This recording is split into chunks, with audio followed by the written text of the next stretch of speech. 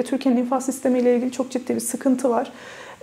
Yani bugün politik bir şeyden dolayı, bir eylemden dolayı, bir söylemden dolayı birçok insan yargılanabilirken ve çok aslında yatarı bile olmayan suçlardan dolayı uzun tutukluluk sürelerine maruz bırakılırken kadına yönelik suçlarda biz böyle bir şey görmüyoruz. Faile ceza vermemek için adeta uğraşan bir sistem var her aşamada. Yani kolluktan başlayıp Ağır Ceza Mahkemesi'ne, Asliye Ceza Mahkemesi'ndeki yargılamalara kadar devam eden süreçte, daha sonra eğer ceza hükmedilirse infaz edildiği süreçte sürekli bir kayırılmanın tabiri caizse işlediğini söyleyebiliriz Türkiye'de. Bununla yani zaten artık iyice ayyuka çıktı. Haksız tahrik indirimi, erkeklik indirimi olarak adlandırılıyor. İyi hal indirimleri aynı şekilde. Yine cezaevlerindeki faillerin durumları aynı şekilde.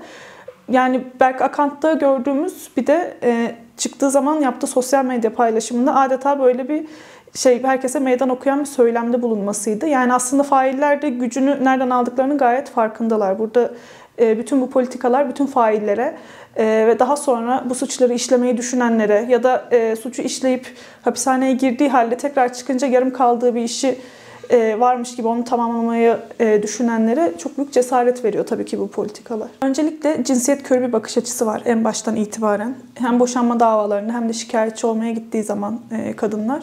Özellikle de çok ciddi bir kadın yoksulluğu varken birçok kadının adalete erişmeye çalışırken avukat hakkından da yoksun olduğunu ya da bir avukatla çalışmaktan da yoksun olduğunu görüyoruz zaten.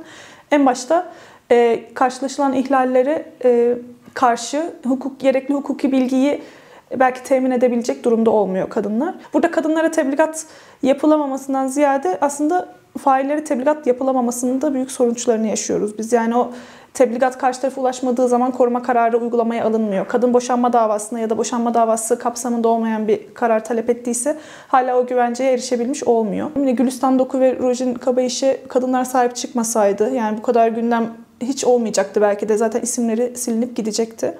Her ne kadar failleri ortaya çıkarılamamış olsalar bile en azından orada ısrarlı bir mücadelenin olduğunu söyleyebiliyoruz şu an için. Aynı şekilde Şule Çetin dosyası da kapatılıp sonra tekrar açılmış bir dosyaydı. Orada da yine kadınların ısrarı ve inadı sayesinde tekrar gündeme geldi bu dosya. Yani yargıyı zaten kendi haline bıraktığınız zaman öyle ideal bir şekilde ilerleyen bir mekanizma asla yok. Sürekli her şey için, her dosya için, her bir delil için bazen yani ya da her bir cümle için topluca mücadele etmek gerekiyor. Bu açıdan da kadın mücadelesinin örgütlülüğü çok önemli bence. Adliyeler toplumun tamamından bağımsız değil ya da hukuk o kadar da kutsal bir şey değil yani. Hani sadece haklarımızı arayabileceğimiz tek yerin mahkeme salonları olmadığına inanıyorum. Tabii ki hukuki kazanımlar ve bunlar için mücadele etmek çok önemli. Feminist avukatların ya da işte bu alanda mücadele eden herkesin çabasının çok kıymetli olduğunu düşünüyorum ve birçok şeyi de kazanımı da bu sayede elde ettiğimizi düşünüyorum. Ama önemli olan kadınların bir araya gelip seslerini ne kadar yüksek ve birlikte duyurabildikleri bence. O yüzden 25 Kasım'larda, 8 Mart'larda, onur yürüyüşlerinde, sokaklarda hep birlikte dayanışma içinde olmak önemli.